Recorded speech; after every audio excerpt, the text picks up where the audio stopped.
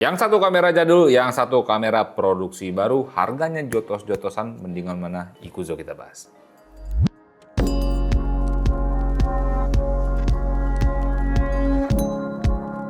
Selamat datang di channel ST Media dengan gua Skavito, dan di video kali ini gua mau compare antara Fujifilm X-M5 sama Fujifilm X-X10 yang nggak ada di meja ini karena di rigging sama nyantai, gue males ngelepasnya lagi, masangnya lagi juga males gitu ya. Jadi ya udah X-M5 aja yang kita pajang di sini. Kenapa gua mau compare dua kamera ini? Karena gua ngeliat di online gitu ya. Dua-duanya ini harganya agak jotos-jotosan gitu loh. Kalau X-M5 di body only itu di 13 juta sekianan, itu baru gitu ya. Kalau si Fujifilm X-X10 karena dia kamera jadul, dia udah discontinue. Jadi kalau kalian mau beli itu second. Kalaupun ada yang kondisi baru, paling garansinya toko, nggak Fujifilm Indonesia. Dan yang perlu kalian tahu juga antara Fujifilm X-M5 dan juga Fujifilm X-X10 ini, dua kamera ini punya purpose yang berbeda, yang dimana X-M5 ini untuk konten kreator video sentris, kalau Fujifilm X-X10 itu dia hybrid shooter. Dan di video ini gue pengen rangkum plus minus kedua kameranya aja secara singkat. Kalau kalian mau review lengkapnya silahkan main aja di ST Media, di situ udah berulang kali kita bahas dua kameranya. Dan sebelum gue mulai videonya, gue pengen ngetin karena topiknya Fujifilm, di sini gue juga udah bikin kelas Fujifilm di bosandikelas.id. Di situ gue cari cara pakai kamera Fujifilm yang instan, cepet, langsung jadi. Memang kamera Fujifilm itu bisa instan cepet, hasilnya bagus, tapi kalau kalian nggak setting nggak bakal instan juga. Langsung cek aja di bosandikelas.id, dan kalau kalian mau cek kelas-kelas lainnya silahkan cek aja di bosandikelas.id karena harganya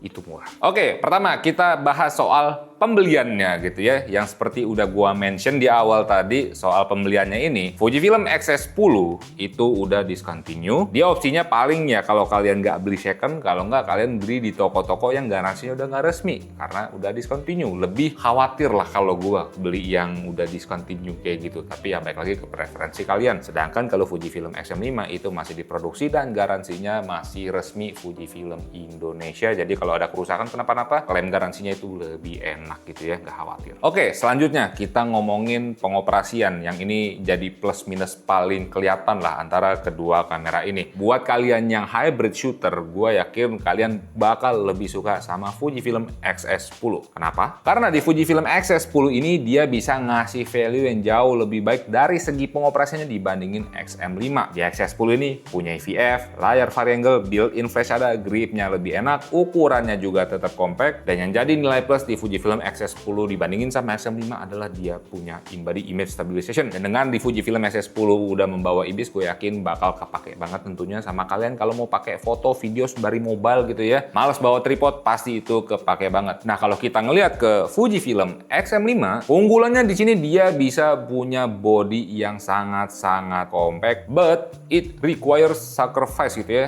Buat kalian yang mau lihat seberapa compact dia, ya, dikit aja gue kasih lihat. Lihat iPhone gua, lihat kameranya.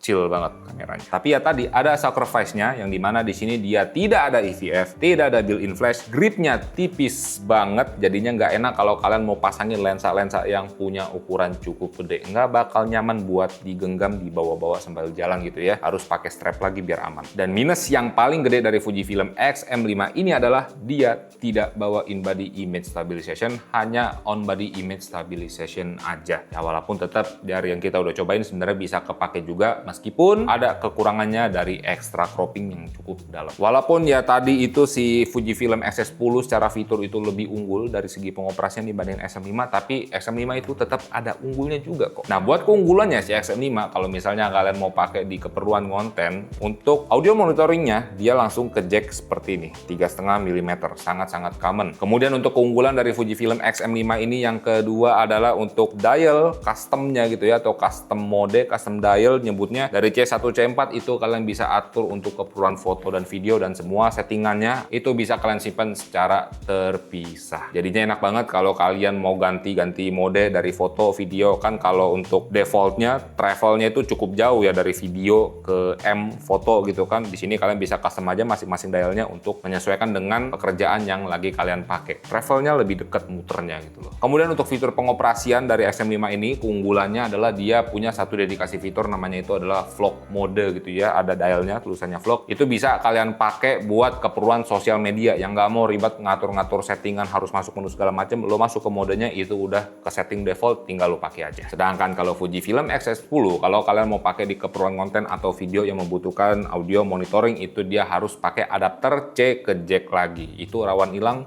buktinya punya kita juga hilang walaupun kita orangnya teledor sih. Dan kemudian kalau kita ngomongin soal custom mode atau custom dial di Fujifilm X-S10 itu juga ada C1 sampai C4, tapi di sana hanya bisa dipakai untuk foto aja. Agak disayangkan. Buat vlog mode ya tentu saja tidak ada gitu ya. Dan gua hampir kelupaan, sebenarnya masih ada satu lagi keunggulan Fujifilm X-S10 perihal kostumisasi tombol, yang dimana kita ngomongin soal dial di bagian kiri atas. Kalau di Fujifilm X-M5 ini kan udah kelok gitu ya, atau udah defaultnya aja, udah begitu aja buat film simulation. Sedangkan kalau di Fujifilm X-S10 itu untuk dial kiri bagian atasnya bisa di custom menyesuaikan penggunaan kalian aja. Ya walaupun kalau di kita juga di custom buat film simulation sih. Tapi ya kurang lebih itu untuk pengoperasian dari yang udah gue jelasin, sebenarnya lebih banyak enaknya sih Fujifilm X-S10. Tapi gimana kalau kita ngomongin perihal-perihal untuk kebutuhan ngambil gambar? Lebih enak mana? Ikut kita bahas. Gue mention soal teknologi yang dipakai dulu. Dua-duanya ini punya ukuran sensor yang sama di 26 megapiksel. Tapi kalau untuk prosesor dan sensor yang dipakai antara kedua kamera ini beda generasi. Yang dimana X-S10 jelas lebih lama dia menggunakan generasi, sedangkan kalau X-M5 dia tipe sensornya masih sama, masih yang 4 gitu ya. Tapi kalau prosesornya itu udah pakai prosesor terbaru di X Processor 5 yang membuatnya kalau secara spesifikasi dengan menggunakan teknologi terbaru X-M5 itu jauh lebih unggul dibandingin sama Fujifilm X-S10. Mungkin kita bahas Fujifilm X-M5 dulu perihal spek videonya, yang dimana di sini dia bawa spek perekaman up to 6.2K open gate. Pilihan 4K-nya juga bervarian. Salah satunya ada 4K LP, yang dimana dengan format perekaman ini kalian bisa ambil gambar dengan resolusi 4K tanpa takut overheat. Dan gue juga udah tes kalau 4K LP-nya di Fujifilm X-M5 ini dia bisa ngerekam sampai 40 menitan ke atas, dan itu kameranya mati. Bukan karena overheat, karena baterainya habis duluan. Cuman yang perlu kalian ingat dengan menggunakan 4K LP-nya ini ada penurunan kualitas gambar, salah satunya cropping. Kemudian kita pindah ngomongin soal pilihan subjek deteksi autofokusnya. Di Fujifilm X-M5 ini jauh lebih lengkap dan udah dibekali AI kayak human, animal, bird ada, motorcycle ada, train ada, vehicle, mobil itu juga ada. Jauh lebih lengkap dibandingkan sama Fujifilm X-S10 yang itu dimana tidak ada sama sekali subjek-subjek deteksi tersebut, cuma ada mata dan ke muka aja. Dan sekarang kalau kita pindah ngomongin soal spek perekaman di Fujifilm X-S10, dia itu cuma mentok sampai 4K 30p aja, dan limit recordnya itu seinget gua 30 menit, dia hitung mundur seinget gua gitu ya. Boleh Wowo koreksi aja kalau gua salah, agak-agak lupa gua. Kemudian kalau kalian nanyain soal opsi pemilihan 4K-nya ya nggak selengkap kayak si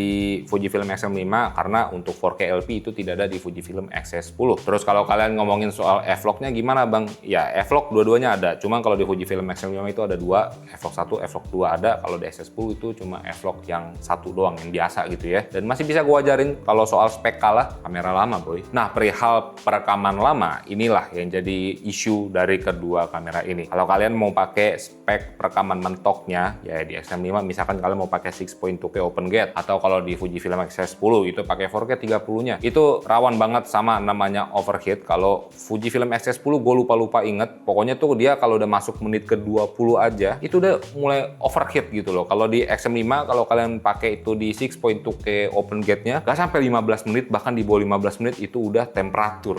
Ya jadinya overheat jadi masalah besar banget di dua kamera ini. Dan gue ada sedikit tips buat kalian yang baru pertama kali punya kamera Fujifilm, baru beli gitu ya. Ketika kalian beli kameranya itu ada settingan auto temperatur standar atau high. Mungkin wow bisa kasih tunjuk aja di rollnya. Itu kalau kalian baru beli dia di mode standar doang. Dan itu as soon as possible kalian bikin ke high. Karena kalau kalian bikin standar aja itu kameranya dikit-dikit kalau anget doang ada notif overheat. Bahkan dia ngasih notif yang mengganggu banget kalau nih kamera lagi temperatur panas. Padahal kapabilitasnya masih bisa lebih lama lagi buat penggunanya. Itu makanya kalian harus bikin jadi high. Nggak bikin rusak karena semua settingan kamera Fujifilm itu yang kita punya dibikin ke high semua biar bisa dipakai lama. Dan terakhir, gua mention lagi soal penggunaan di rentan waktu yang cukup lama, ini perihal baterainya. Kedua kamera ini masih menggunakan baterai lamanya Fujifilm dan itu terkenal boros, dan memang boros kalau kalian mau pakai buat video apalagi. Kalau mungkin buat foto masih bisa lumayan lama lah. Dan kalian harus beli baterai lagi, terparti udah murah-murah, silahkan cek aja tag link produk yang ada di video ini. Nah, kalau kita ngomongin soal foto-foto, dua-duanya ini tidak ada isu. Gua nggak bisa ngomongin macem-macem karena ya udah enak-enak aja. Tapi kalau kita ngomongin soal pengoperasiannya, kalau dipakai buat foto, ya jelas. Kalau si Fujifilm X-S10 itu bisa jauh lebih enak dengan dia bawa EVF, itu udah enak. Bawa built-in flash bisa kalian pakai, IBIS pastinya bakal bantu banget di pengalaman foto kalian. Lanjut lagi kalau kita ngomongin soal perihal autofocus, ini dikit aja. Gua udah nyobain dua-duanya. Gue bisa bilang Fujifilm X-M5 ini bisa memberikan performa autofocus yang jauh lebih baik dibandingin sama Fujifilm X-S10 karena tadi dia pakai teknologi terbaru yang lebih advance dibandingin si X-S10. Buat gambaran gampangnya aja gitu ya, kalau dulu kita lagi syuting nih handheld di luar, si subjek atau hostnya pakai X-S10 nih, balik badan, tracknya hilang, nggak tahu kemana. Kalau si Fujifilm X-M5 ini ketika si subjek atau hostnya itu lagi balik badan, dia masih bisa nge-track. Dari situ aja dia kelihatan performa dia nih bisa lebih baik. Oke, dan sekarang kita ngomongin soal gimana kualitas gambar antara kedua kamera ini. Mana yang lebih bagus? Nah, perihal kualitas gambar, meskipun X-M5 pakai teknologi yang lebih baru dibanding X-S10, kalau soal kualitas gambar, baik foto, baik video, dua-duanya itu 11-12 cakep dan bisa instan langsung bagus hasilnya dengan memanfaatkan film simulation yang mereka sediakan di kameranya. Nah, perihal film simulation ini ada yang beda antara Fujifilm X-M5 dan juga X-S10.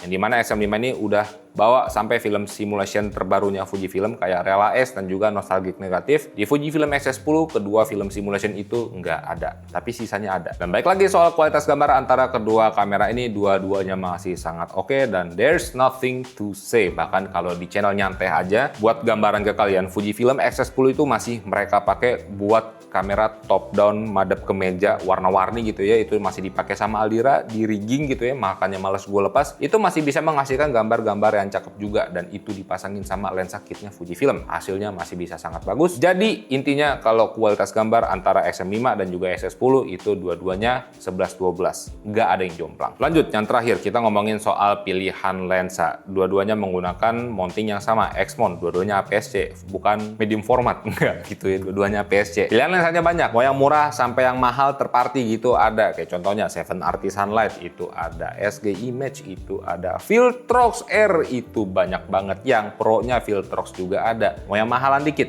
Sigma pun juga ada, mau pakai lensa-lensa zoom yang gokil Tamron ada gitu ya. Jadi buat opsi lensa kalau kalian pakai kamera Fujifilm itu nggak usah khawatir ya, pilihannya banyak. Dan ya itu dia compare antara X-M5 dan juga Fujifilm X-S10. Dua-duanya kamera yang bagus tapi tetap kekurangan dan kelebihan masing-masingnya gitu ya. Yang paling krusial kelebihan dan kekurangannya adalah soal pembeliannya tadi gitu ya. X-S10 itu second dan juga kalau kalian mau beli ada barang baru, gue yakin banget itu garansinya tidak Fujifilm Indonesia, cuma garansi toko. Tapi kalau misalkan memang kalian udah kepikiran buat ambil X-S10 karena ya tadi fiturnya ada EVF, ada built-in flash, ada IBIS yang utama gitu ya, ya nggak ada salahnya juga. Tapi ya lebih hati-hati aja memilihnya. Dan kalau misalnya kalian mau teknologi Fujifilm yang lebih baru ya otomatis ke sini ke X-M5, dan untuk garansinya juga lebih aman karena barangnya itu masih ada yang baru dan masih diproduksi juga gitu ya. Jadi nggak usah khawatir perihal garansian. Dan sebelum gue tutup videonya, ini note terakhir aja buat kalian yang mungkin ada kepikiran buat beli antara kedua kamera ini. Yang dimana dua kamera ini nggak cocok kalau kalian mau pakai di workflow yang pemakaiannya itu lama atau cukup keras lah. Karena ya tadi penyakit utamanya itu adalah overheat. Tapi kalau misalnya kalian penggunaannya di dalam indoor aja atau hanya untuk keperluan sosial media aja ataupun keperluannya profesional tapi ngerekamnya pendek-pendek, ya sebenarnya masih bisa pakai dua kamera ini. Tapi ya baik lagi, kalau kalian punya pengalaman berbeda antara pakai Fujifilm X-M5 atau X-S10, udah pernah pakai gitu ya, abang gue pakai di penggunaan profesional aman-aman aja bang, abang gue pakai X-M5 buat kerjaan wedding bang, aman-aman aja bang, gak apa-apa, boleh komentar aja. Berarti kalian punya pengalaman yang berbeda dari gue dan mungkin bisa jadi insight buat teman-teman yang lain. Itu aja buat videonya. Ya tadi kalau kalian mau ada request lagi compare kamera A dan B, boleh komentar aja. Itu aja, gue Skavito di belakang kamera Dowo, dan jangan lupa untuk berkarya.